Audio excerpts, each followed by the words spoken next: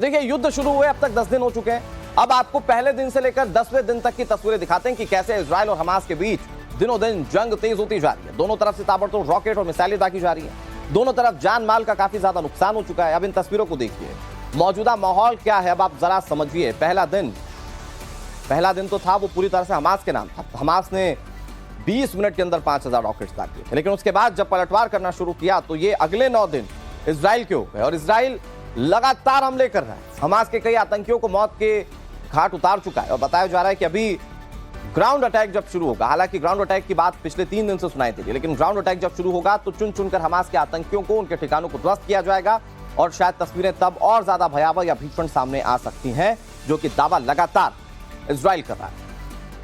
और चलिए अब आपको जल्दी से ग्राफिक्स के साथ हमास और इजराइल के वॉर से जुड़ी अहम अपडेट्स दे देते हैं। देखिए, 10वां दिन है आज। हमास और इजराइल जंग लड़ते हुए 10 दिन इन दोनों को हो चुके हैं। इजराइल कभी भी गाजा पर ग्राउंड अटैक कर सकता है, जो अब तक की सबसे बड़ी जानकारी है। हमले के लिए अलर्ट मोड पर इजराइल की तीनों सेनाएं। इजराइल की चेतावनी के बाद उत्तरी गाजा से पलायन जारी है। कुछ अल्टीमेटम दिया था लोगों को कि आप इतने समय में छोड़ दीजिए, उसके बाद से लोग लगातार यहां से निकल रहे हैं। नेतन्याहू ने युद्ध पर इमरजेंसी मीटिंग भी बुलाई। हमास के ठिकानों पर स्ट्राइक को लेकर अहम चर्चा की गई थी इस मीटिंग में।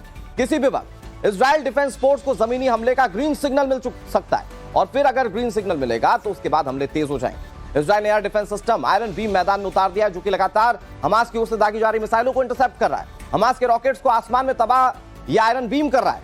अमेरिकी विदेश मंत्री एंटनी ब्लिंकन आज फिर इजराइल पहुंचने वाले, ये बड़ा अपडेट है। हफ्ते भर के अंदर ये दूसरी बार एंटनी ब्लिंकन की यात्रा है।